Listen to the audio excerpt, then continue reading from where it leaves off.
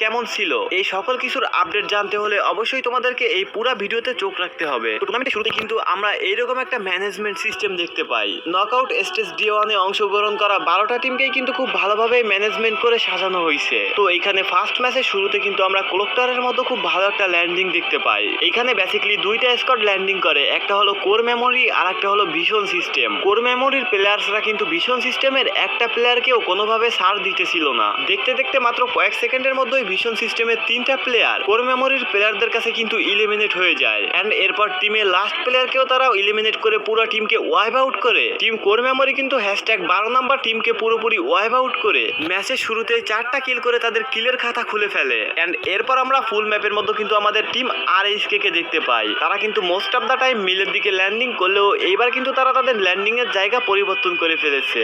আরএইচকে 3টা প্লেয়ার রিমনাম ভিলেজে থাকলেও কিন্তু আরেকটা প্লেয়ার রয়েছে হ্যাঙ্গারে। তারা কিন্তু সবাই এক জায়গায় নামেনি, একটা প্লেয়ারকে আলাদা একটু দূরে সরিয়ে দিয়েছে। যাই হোক, ম্যাপের মধ্যে একটু ভালোভাবে লক্ষ্য করলে দেখতে পারবা আরএইচকে টিমের একটু সামনে ক্লোকটারের মধ্যে একটু আগেই কিন্তু দুইটা টিমের বিশ্বযুদ্ধ হয়ে গেছে। এন্ড নেক্সটে কিছুক্ষণ পর আমরা কিন্তু আরএইচকে এর সাথে টিম ফ্যালকনের ধামাকাদার একটা ফাইট দেখতে পাই। ফার্স্টে আরএইচকে টিমের কুট্টুস কিন্তু টিম ফ্যালকনের একটা প্লেয়ারকে নকডাউন করে দেয়। এন্ড ওইটাকে ফিনিশ করার সাথে সাথে টিম ফ্যালকনের কিন্তু আরো একটা প্লেয়ারকে তারা নকডাউন করে দেয়। এইভাবেই টিম আরএইচকে কিন্তু কোলেক্টরের নিচে বসে টিম ফ্যালকনের তিনটা প্লেয়ারকে এলিমিনেট করে দেয়। বাট টিম ফ্যালকনের 4 নাম্বার যে প্লেয়ারটা বেঁচে ছিল, ওই প্লেয়ারটা আবারও তাদের প্লেয়ারদের সকলকে রিভাইভ দিয়ে রিকভারি করে নেয়। এরপর কিছু সময় কিন্তু সকল টিমের প্লেয়ার্সরাই মোটামুটি হোল্ড করেছিল, তেমন একটা বড়সড় ফাইটে তারা কিন্তু জড়ায়নি, আর হাইলাইট করার মতো তেমন বড়সড় ফাইট হয়নি। এরপর ওই ম্যাচের একটা লাস্ট মোমেন্টে জোন এসে হোল্ড করে কিন্তু আমাদের ফ্যাক্টরির উপর। এইবার এখানে টিম আরএইচকে যখনই এখান থেকে জোনের দিকে মুভ করতে যায়, তখনই ডান দিক থেকে তাদের সঙ্গে দেখা হয়ে যায় টিম ইভোসের সঙ্গে। টিম ইভোসও কিন্তু পুরোপুরি রেডি হয়েছিল যে কোনো একটা টিমের সঙ্গে ফাইট করার জন্য।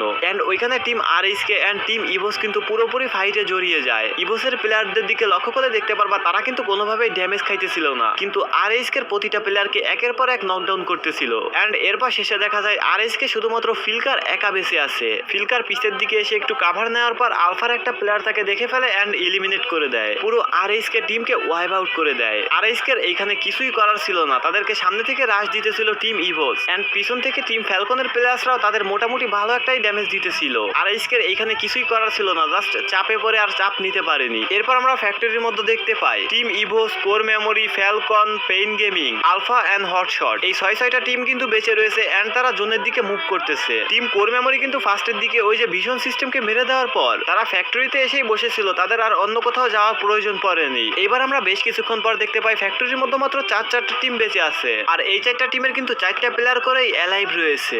এরপর আমরা দেখতে পাই কোর মেমোরি ইভোসের উপর রাশ দেওয়ার জন্য সিদ্ধান্ত নেয় এন্ড ওই টাইমে ফ্যাক্টরির মতো ইভোসও কিন্তু ফাইট নেওয়ার জন্য প্রস্তুত হয়ে বসেছিল। এন্ড এরপর team Core Memory and Evos sports এই দুইটা টিমই কিন্তু ফাইটে জড়িয়ে যায়। টিম ইভোস কিন্তু এইখানে কোর মেমোরিকে কোনোভাবেই পাত্তা দেয়নি। কোর মেমোরি এইখানে ইভোসের উপর রাশ দিতে এসে তারা ফুল টিম কিন্তু ইভোসের কাছে ওয়াইপ আউট হয়ে যায়। এরপর টিম ইভোস যখন ফ্যাক্টরির মধ্য থেকে ওই দিকে মুভ করতে যায়, তখনই টিম ফ্যালকন বুঝে যায় এটাই সঠিক সময় ইভোসের উপর আক্রমণ করার। এন্ড সাথে সাথে team Evos and team Falcon ফাইটে জড়িয়ে যায়, আর এই ফাইটেই at the last moment team Evos team ফ্যালকনের কাছে ওয়াইপ আউট হয়ে যায়। আর এইভাবেই টিম ফ্যালকন বুইয়ার খাতায় তাদের নামটা উঠিয়ে নেয়। 2024 সালের চ্যাম্পিয়ন হওয়া টিম কিন্তু 2025 সালে এসে ওয়ার্ল্ড কাপের প্রথম ম্যাচে বুইয়া পেয়ে তাদের যাত্রা শুরু করে। ফার্স্ট